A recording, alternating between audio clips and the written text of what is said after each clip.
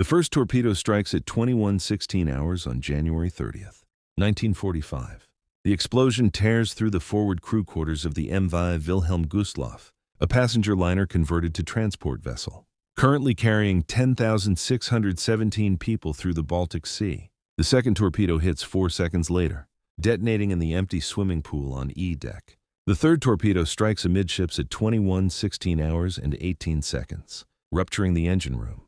The ship, displacing 25,484 tons fully loaded, begins settling by the bow immediately. She will sink in 62 minutes. 9,343 people will die. This is not a combat operation in the conventional sense. Wilhelm Gustloff carries wounded soldiers, naval personnel, civilian refugees, and approximately 4,700 children. She sails without adequate escort, displays navigation lights contrary to blackout procedures, and broadcasts distress signals on frequencies the Soviet Navy monitors routinely. The submarine that attacks her, Soviet S-13 under command of Captain 3rd Rank Alexander Ivanovich Marinesco, follows her for 2 hours before launching torpedoes. Marinesco knows the target is a transport ship. He does not know how many people are aboard. He fires his weapons in accordance with Soviet naval doctrine regarding enemy vessels in wartime. The torpedoes function exactly as designed. The deaths that follow result from cold water, inadequate lifeboats, systematic failures in evacuation procedures, and the simple mathematics of limited time to abandon ship. 9,343 deaths in 62 minutes equals 150 deaths per minute. The scale overwhelms any response. People die faster than rescue can be organized. The ship sinks before most passengers reach the deck. The cold water kills survivors within minutes of entering it. This is mass death driven by physics and circumstance, and it remains largely unknown outside maritime history circles because the dying were German in 1945. The MV Wilhelm Gustloff was laid down at the Blohm & Voss shipyard in Hamburg on August 1, 1936. As part of the Kraft durch Freude program, the Nazi leisure organization, she was designed as a cruise ship for German workers, capable of carrying 1,880 passengers in standardized cabins that eliminated class distinctions. Her dimensions measured 208.5 meters length overall, 23.5 meters beam, and drew 6.5 meters at normal load.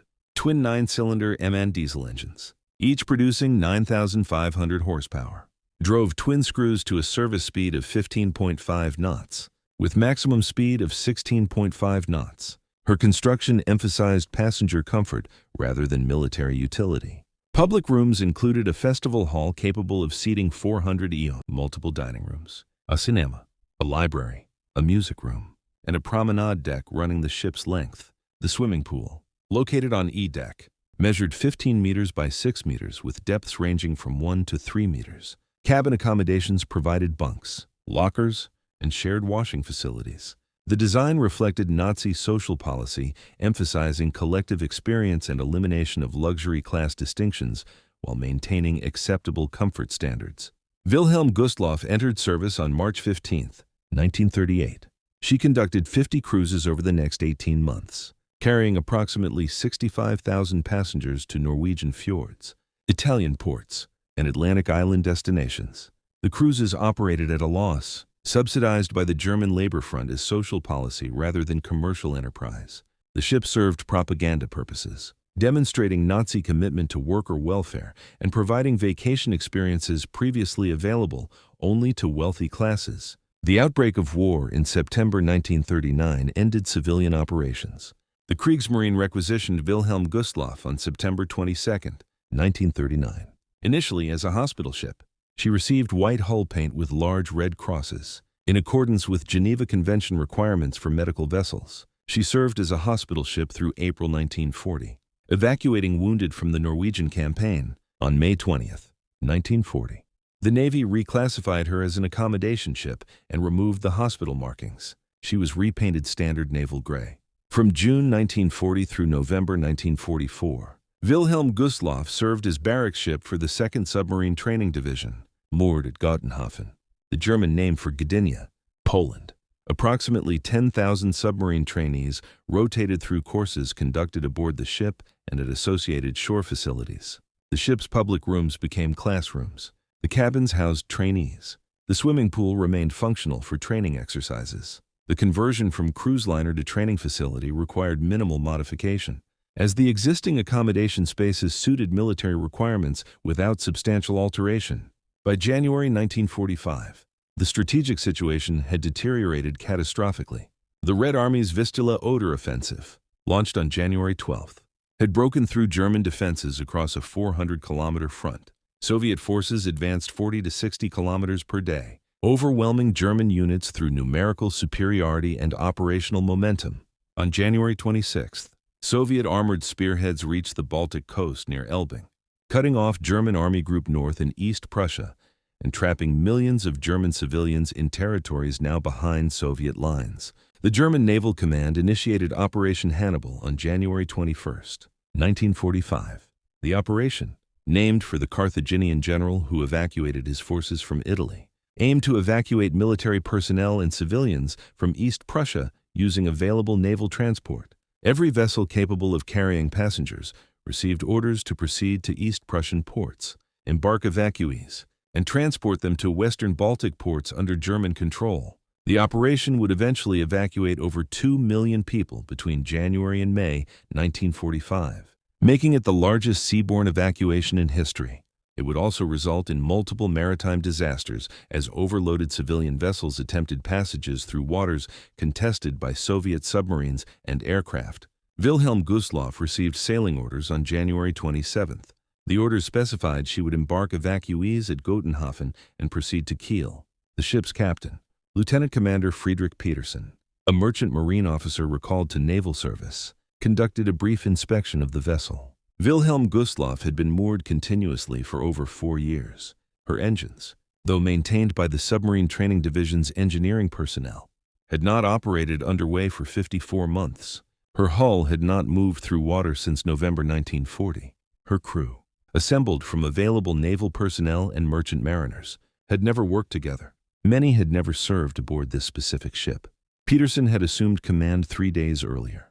The embarkation began on January 28th. Refugees from East Prussia, fleeing advancing Soviet forces, had concentrated at Gotenhafen in tens of thousands. The port facilities, designed for peacetime cargo and passenger operations, struggled to manage the crowds. People carried whatever possessions they could transport: suitcases, bundles, small children. The elderly moved slowly. The wounded required assistance. Everyone was cold. Temperatures ranged from -8 to -15 degrees Celsius. Snow covered the docks. The initial plan allocated space for 3,800 refugees plus 1,800 military personnel. This assumed normal passenger loading using the ship's designed capacity with some overloading acceptable under emergency conditions. Reality immediately exceeded planning. Refugees continued arriving throughout January 28th and 29th. The authorities managing embarkation faced impossible decisions: which families to allow aboard, which to turn away, how many people could be safely accommodated. The decisions were made under pressure from thousands of desperate people, in freezing weather, with Soviet artillery audible in the distance. By the evening of January 29th, Wilhelm Gustloff carried an estimated 10,617 people. The number derives from post-war analysis of embarkation records, survivor testimony, and missing persons reports. The exact figure remains disputed, with estimates ranging from 9,300 to 10,900.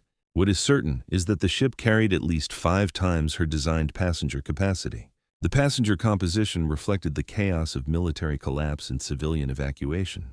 Approximately 1,000 to 1,200 wounded soldiers occupied medical spaces and cabins. The 2nd Submarine Training Division contributed approximately 1,000 naval personnel, primarily submarine trainees being evacuated westward to continue training. The Women's Naval Auxiliary provided 373 personnel, administrative and support staff from shore facilities. The remaining 8,000 to 9,000 people were civilian refugees, families from East Prussia, Germans fleeing the Soviet advance, women and children predominantly. Approximately 4,700 were children under age 15. The ship's condition reflected years of stationary service. The lifeboats, 22 double-ended boats with capacity for 54 persons each, had been maintained but not regularly tested under operational conditions. The davits, the cranes used to launch boats, had not been operated in over 4 years. The life jackets, stored throughout the ship, numbered approximately 4,000, less than half the people aboard. The life rafts, inflatable platforms designed for emergency flotation, existed in insufficient numbers and questionable condition. The evacuation plan, such as it existed, assumed orderly abandonment with adequate time to launch boats systematically. Wilhelm Gustloff departed Gotenhafen at 12:30 hours on January 30th, 1945, in company with the motor torpedo boat Lova, the escort, a single small vessel mounting light guns and torpedoes but no depth charges, provided minimal protection against submarine attack. Captain Petersen requested additional escorts. None were available. Every German naval vessel in the Baltic had been assigned to Operation Hannibal. There were insufficient warships to escort the hundreds of transports conducting evacuation operations. Petersen faced immediate navigation decisions. The standard route west from Gotenhafen followed the coastal shipping lane, relatively shallow water hugging the shore. This route offered some protection from submarines, as shallow water limited submarine operations, but required precise navigation through minefields laid by both German and Soviet forces. The alternative route proceeded through deeper water farther from shore. This offered simpler navigation, but exposed the ship to submarine attack in water depths ideal for submarine operations. Petersen chose the deep water route. His reasoning, documented in radio communications with Naval Command, emphasized that Wilhelm Gustloff's crew lacked experience with coastal navigation through minefields in darkness. The ship's draft, over 6 meters fully loaded, left minimal clearance in some sections of the coastal route. A navigation error could ground the ship or trigger mines. The deep water route, despite submarine risk, appeared safer given crew limitations and ship condition. The second decision concerned Wilhelm Gustloff's navigation lights. Standard wartime procedure required complete blackout. Ships proceeded darkly, navigating by instruments and lookouts, minimizing visibility to enemy submarines and aircraft. Petersen received information that a German minesweeper convoy would be transiting the area in the opposite direction during the evening. Collision risk in darkness, with 2 groups of ships passing in confined waters, was substantial. Petersen ordered navigation lights illuminated and signaled his intentions to Naval Command. The lights made Wilhelm Gustloff visible from 20 kilometers in clear conditions. Soviet submarine S-13 had been patrolling off the Pomeranian coast since January 11th. The submarine, a Stalinets-class boat displacing 1,022 tons surfaced and 1,305 tons submerged, mounted 4 bow torpedo tubes and 2 stern tubes. Her commander, Captain 3rd Rank Alexander Marinesco, had accumulated a patrol record described as adequate but not distinguished. Previous patrols had resulted in minimal enemy contact and no confirmed sinkings. Marinesco's superiors considered him competent but insufficiently aggressive. This patrol represented an opportunity to demonstrate offensive capability. S-13's operational area covered the shipping routes between Danzig Bay and the western Baltic. Soviet naval intelligence, derived from signals intercepts and reconnaissance aircraft reports, had identified increased German ship movements consistent with large-scale evacuation. The intelligence directed submarines to target these transports. The Soviet Navy's position held that any vessel in German service constituted a legitimate military target. Ships carrying soldiers, war materials, or supporting military operations could be attacked without verification of specific cargo. The legal status of ships carrying civilian refugees received no special consideration in Soviet targeting doctrine. At 1900 hours on January 30th, S-13 surfaced to charge batteries and ventilate the boat. Surface conditions showed moderate seas, wind from northwest at 15 to 20 knots, air temperature -10 degrees Celsius, visibility approximately 15 kilometers in darkness. Lookouts spotted navigation lights bearing 270 degrees at approximately 1930 hours. The lights, displaying standard maritime running lights, indicated a ship proceeding eastward. Marinesco ordered course change to intercept. S-13 closed the contact over 90 minutes, maintaining surface operation to preserve battery power and maximize speed. The submarine, capable of 18 knots surfaced versus 9 knots submerged, could overhaul most merchant ships. Marinesco identified the target as a large passenger vessel, possibly a troop transport. Proceeding at approximately 12 knots, the ship's illuminated navigation lights simplified tracking. At 2100 hours, with range decreased to approximately 4,000 meters, Marinesco ordered the submarine to dive to attack depth.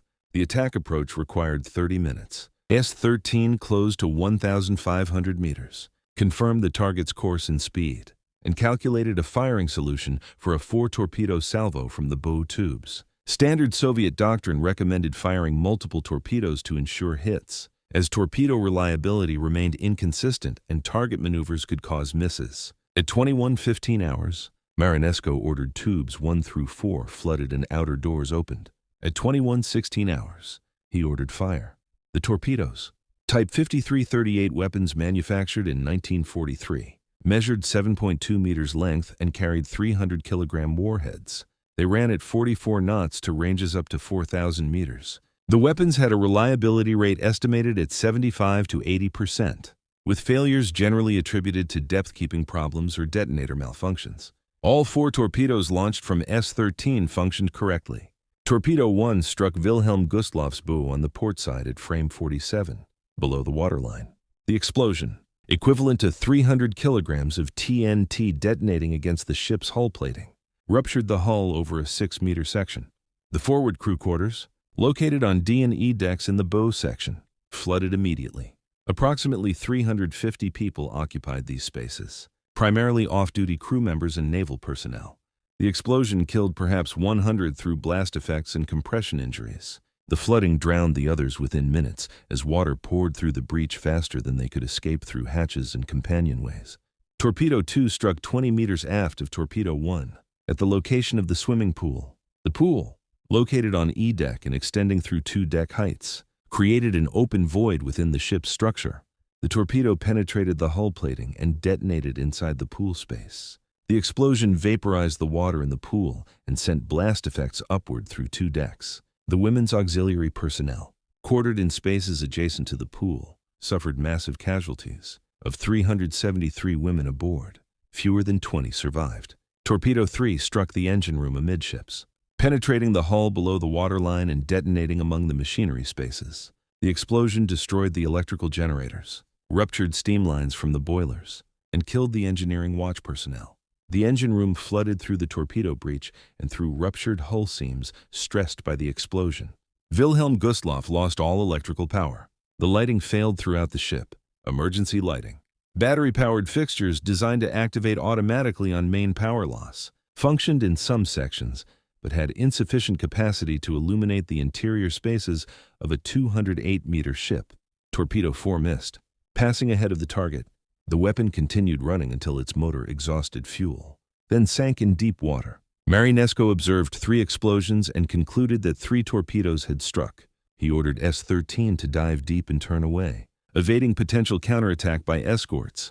The motor torpedo boat Lova, Wilhelm Gustloff's sole escort, had no depth charges and lacked sonar for submarine detection. Loa began picking up survivors but could not pursue the submarine. Aboard Wilhelm Gustloff, the explosions created immediate chaos. 10,617 people occupied a ship designed for 1,880 passengers. Most people were below decks, sheltering from the extreme cold. The explosions occurred without warning. The lights failed seconds after impact. The emergency lighting, where it functioned, provided minimal illumination. The ship immediately began listing to port as the flooded bow sections and engine room pulled the vessel down. The stairways and companionways, designed for normal passenger movement, became bottlenecks. Thousands of people attempted to move upward through passages wide enough for dozens. The darkness prevented orderly movement. People fell on stairs. Children became separated from parents. The wounded could not climb. The elderly moved too slowly. The press of bodies from below created crushing conditions. People died on stairways, trampled or suffocated, never reaching the boat deck.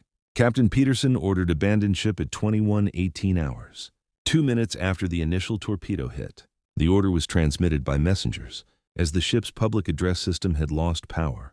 The messengers, crew members dispatched to spread the order verbally, reached some sections of the ship quickly and others not at all. Many passengers began attempting to reach the boat deck before the order arrived. Others, trapped in interior compartments or unable to navigate in darkness, never received the order.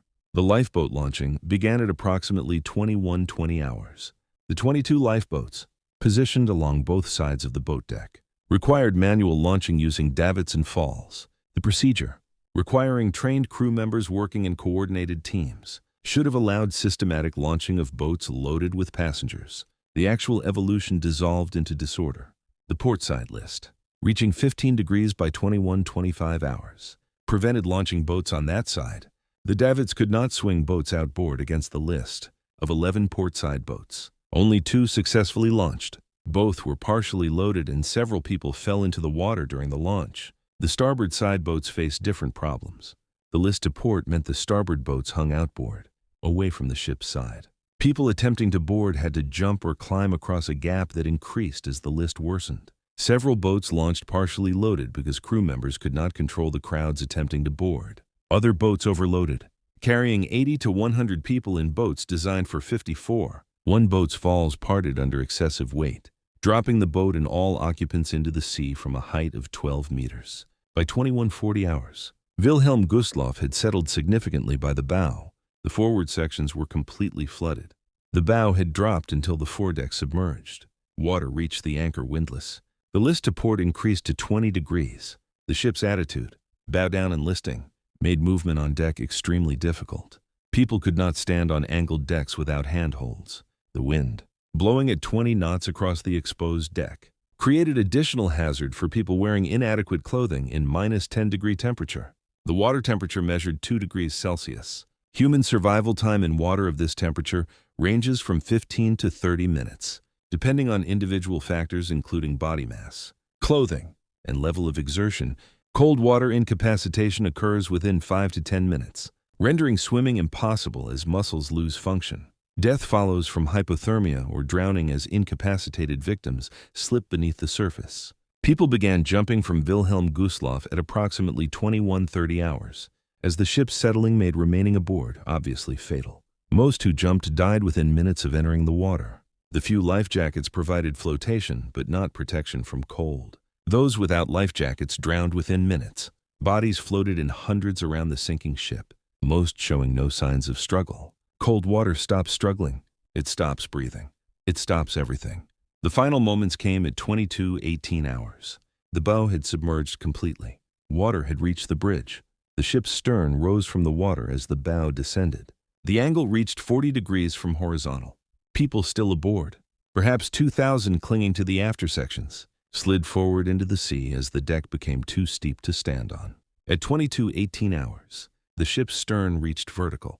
The propellers emerged from the water. The ship hung for perhaps 10 seconds, then slid beneath the surface bow first. The suction from the sinking pulled debris and bodies downward. Survivors in the water, even those wearing life jackets, reported being pulled under briefly before buoyancy returned them to the surface. The ship disappeared completely at 22:19 hours, leaving wreckage, bodies, and approximately 1,000 survivors floating in 2-degree water. The motor torpedo boat Lova, joined by the torpedo boat T-36, which had responded to distress signals, conducted rescue operations through the night. The two vessels, limited in size and capacity, could accommodate perhaps 300 survivors combined.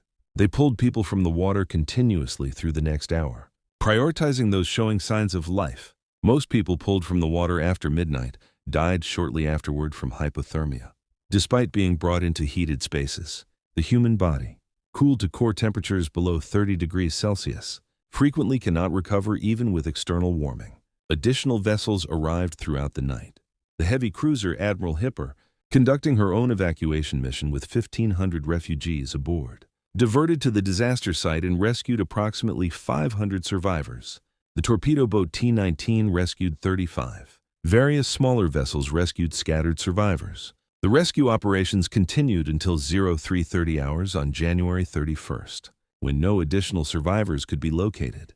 The final count of survivors numbered 1,274. This number includes those rescued alive who subsequently died from hypothermia. The dead numbered 9,343. The body recovery operations, conducted over subsequent days by German vessels operating in the area, recovered approximately 350 bodies. The remaining 9,000 victims went down with the ship or drowned in the hours after sinking and were never recovered. The demographics of the dead reflect the passenger composition. Approximately 4,500 of the dead were children. Approximately 5,000 were women. The naval personnel suffered proportionally lower losses, as many were quartered in spaces with easier access to the boat deck. The wounded soldiers in the medical spaces, unable to evacuate without assistance. died almost entirely. The civilian refugees, quartered in the deepest interior spaces with the most difficult evacuation routes, died in the highest proportions. The German Naval Command learned of the sinking at 2300 hours on January 30th through radio reports from rescue vessels. Grand Admiral Karl Dönitz, who had ordered Operation Hannibal and bore ultimate responsibility for the evacuation, received a report on January 31st. The report detailed the loss, the casualty numbers, and the circumstances. Dönitz ordered continued evacuation operations. The sinking of Wilhelm Gustloff, despite the catastrophic loss of life, did not alter the strategic necessity of evacuating forces and civilians from East Prussia. Soviet submarine S-13 returned to her base at Turku, Finland on February 15, 1945. Captain Marinesco filed a patrol report claiming the sinking of a German troop transport of approximately 20,000 tons. Soviet naval intelligence, evaluating radio intercepts and agent reports, confirmed the attack on a large vessel, but could not initially confirm the vessel's identity or the casualties. Marinesco received the Order of the Red Banner for the patrol. Soviet naval propaganda publicized the sinking as a successful attack against German military transport. The full scale of the disaster did not become apparent until after the war. German records, captured by Allied forces, included survivor statements and casualty reports. The International Maritime Organization, conducting post-war analysis of maritime disasters, determined that Wilhelm Gustloff's sinking resulted in the highest death toll of any single ship loss in maritime history. The number of dead, 9,343, exceeded the Titanic by a factor of 6. It exceeded the Lusitania by a factor of 8. It exceeded any other maritime disaster in recorded history. The legal status of the attack remains debated. Wilhelm Gustloff was not marked as a hospital ship. She carried military personnel, including armed submarine trainees. Under international maritime law, a vessel carrying military personnel may be considered a legitimate target, even if also carrying civilians. The Soviet Union's position held that Wilhelm Gustloff was a military transport, and thus a legal target. Critics note that the presence of thousands of civilian refugees should have precluded attack, or at minimum required verification of status before firing torpedoes. Captain Marinesco could not have known the number of people aboard Wilhelm Gustloff. He observed a large vessel displaying navigation lights in a war zone. Soviet doctrine authorized attacks on such vessels. He followed doctrine. Whether the doctrine itself was lawful, whether targeting a vessel known to carry military personnel justified killing thousands of civilians, remains contested. International law in 1945 provided limited protection for civilians aboard vessels also carrying military forces. The Geneva Conventions, revised after the war, addressed these gaps. They did not save the people aboard Wilhelm Gustloff. The wreck lies in approximately 45 meters of water. Coordinates 55 degrees 4 minutes north, 17 degrees 25 minutes east. Polish authorities declared the site a war grave in 1946, prohibiting salvage or disturbance. Soviet authorities, controlling the area through 1991, conducted classified surveys but released no information. After 1991, Polish and international maritime organizations conducted limited surveys using remote sensing equipment. The surveys confirmed the wreck's location and general condition. The wreck has deteriorated substantially, with superstructure collapsed and hull plating corroded. Human remains, if any are preserved, lie within the wreck structure, inaccessible and undisturbed. Several memorial services have occurred at the wreck site. German organizations, representing families of victims, have chartered vessels to hold commemorative events. The services typically involve wreath-laying and moments of silence. The names of the dead, 9,343 individuals, cannot be completely documented. Many refugees carried no identification. Children's names were known only to parents who died with them. The passenger manifest, if it existed in complete form, was lost. A memorial to Wilhelm Gustloff stands in Danholm, Germany. Erected in 2003, the memorial lists the ship's name, the date of sinking, and an estimated casualty figure. It does not list individual names because the complete list does not exist. It states that over 9,000 people died. It notes that most were refugees. It identifies the cause as Soviet submarine attack. It does not assign blame or draw moral conclusions. It simply states the facts: ship, date, casualties. Captain Alexander Marinesco continued in Soviet naval service through 1945. His patrol record improved after the Wilhelm Gustloff sinking, and he was credited with sinking the German transport General von Steuben on February 9, 1945. That attack killed approximately 3,400 people, primarily wounded soldiers and refugees. Marinesco received the title Hero of the Soviet Union in 1990, awarded posthumously after the Soviet government re-evaluated his service record. He had died in 1963 of cancer, age 50. The question of responsibility extends beyond individuals to systems. Operation Hannibal proceeded without adequate naval escort because Germany lacked sufficient warships. Wilhelm Gustloff carried 10,000 people because millions required evacuation and insufficient ships existed. Soviet submarines attacked transports because doctrine authorized such attacks. The deaths resulted from operational decisions made under strategic pressures, executed by individuals following orders in doctrine. Assigning individual moral responsibility for systematic failures proves difficult. Everyone involved acted according to their roles. 9,343 people died anyway. The comparison to Titanic proves instructive. Titanic sank in calm seas with rescue vessels arriving within hours. Her passengers had time to organize evacuation. The water temperature, while cold, allowed survival times measured in hours rather than minutes. Rescue proved possible for many, yet 1,500 died, a figure that shocked the world and led to comprehensive changes in maritime safety regulations. Wilhelm Gustloff sank in hostile waters with minimal rescue capability. Her passengers had minutes to evacuate an overloaded ship with inadequate lifeboats. The water temperature allowed survival measured in minutes. Rescue proved impossible for most. 9,343 died. The world barely noticed. The difference in historical attention reflects timing and politics. Titanic sank in peacetime, a civilian disaster with clear villains. Corporate greed, inadequate regulation, insufficient lifeboats. Wilhelm Gustloff sank in the final months of a total war, a military operation against an enemy transport, with casualties who were German at a moment when German suffering attracted minimal sympathy. The peacetime civilian disaster became a cultural touchstone. The wartime military attack became a footnote. But the dead deserve equal accounting. The woman who drowned clutching her child in 2-degree water off the Pomeranian coast suffered no less than the woman who drowned in the North Atlantic after Titanic's sinking. The child who froze to death on Wilhelm Gustloff's deck experienced terror identical to children lost on any sinking ship. The scale of Wilhelm Gustloff's casualties, 6 times greater than Titanic, should logically result in 6 times the historical attention. It is not. The dead were German. The year was 1945. That context has obscured the simple fact that 9,343 people died.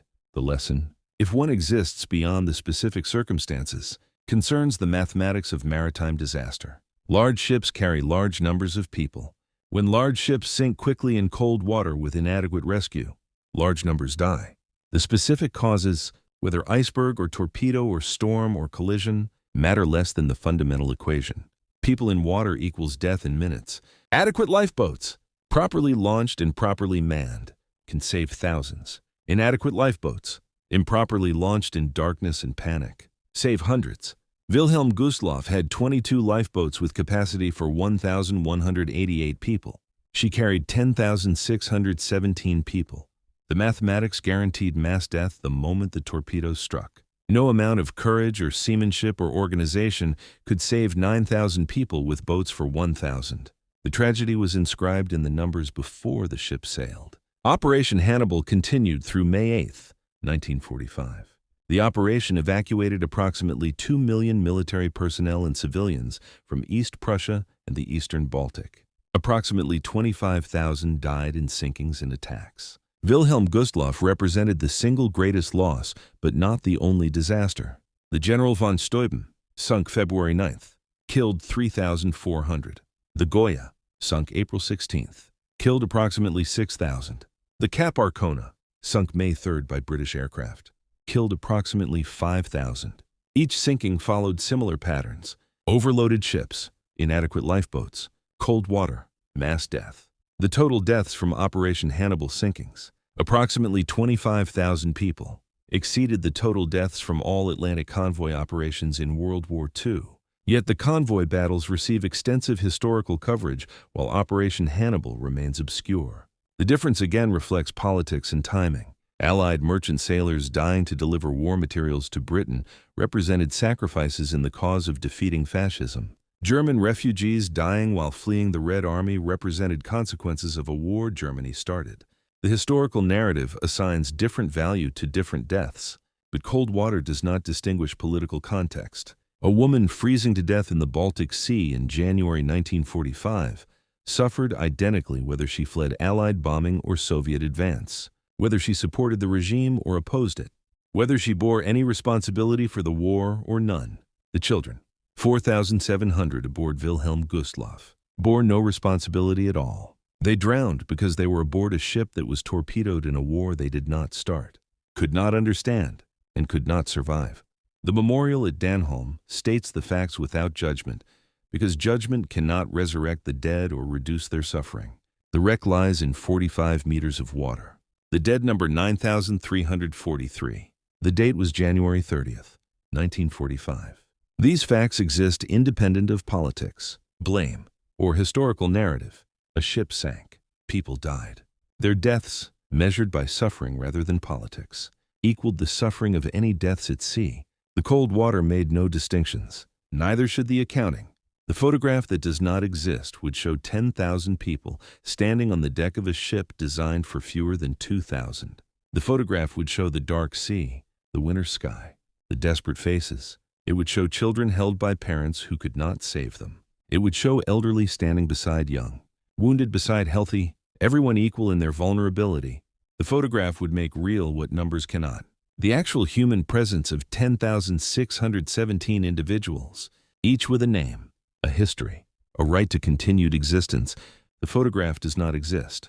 The reality it would show existed for 62 minutes on January 30th, 1945, then disappeared beneath the Baltic Sea. What remains is numbers, testimony, records, analysis. 9,343 dead, 1,274 survivors. 62 minutes from torpedo impact to final sinking.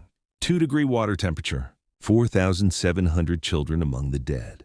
These numbers describe the reality without capturing it. No numbers can capture what it means when 9,000 people enter cold water simultaneously and die within 30 minutes. The scale defeats comprehension. That may explain why Wilhelm Gustloff's sinking remains obscure. The mind rejects 9,000 deaths as incomprehensible, and incomprehensible events slip from memory more easily than comprehensible ones. But incomprehensible does not mean insignificant. 9,343 people died. Each death was individual, personal, final. The woman who drowned at 21:35 hours died her own death, not a statistical death.